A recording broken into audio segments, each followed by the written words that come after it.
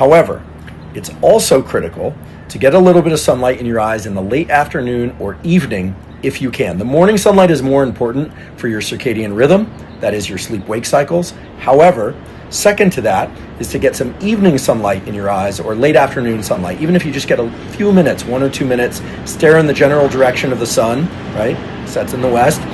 Stare in the general direction of the sun.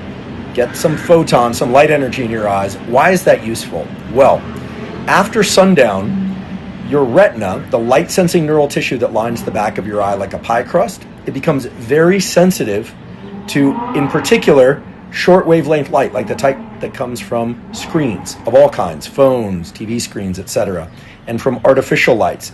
It used to be the case that artificial lights were incandescent bulbs, so they had a full spectrum of short wavelength light all the way out to reds. Remember if you remember, the light bulbs used to feel kind of warm. They used to look warm. Now they look a little harsher. That's because we no longer sell incandescent bulbs, at least not in the US.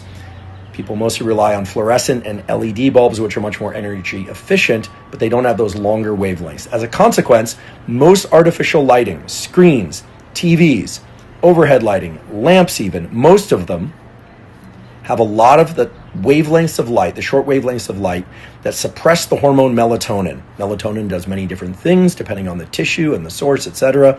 But melatonin secreted from your pineal gland every evening and night is what makes you feel sleepy, what allows you to fall asleep easily, and it does a bunch of positive things for the architecture of your sleep, including increasing the amount of deep sleep and rapid eye movement sleep. So you want melatonin levels high in the evening.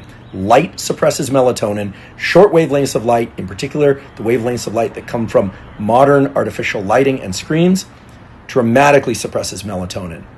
But if you get a little bit of sunlight in your eyes in the late afternoon or evening, again, never stare at the sun, never force yourself to look at any light, sunlight or otherwise, that it's so bright that it's painful to look at, blink as needed, but look in the direction of the sun for a couple of minutes, blinking as needed.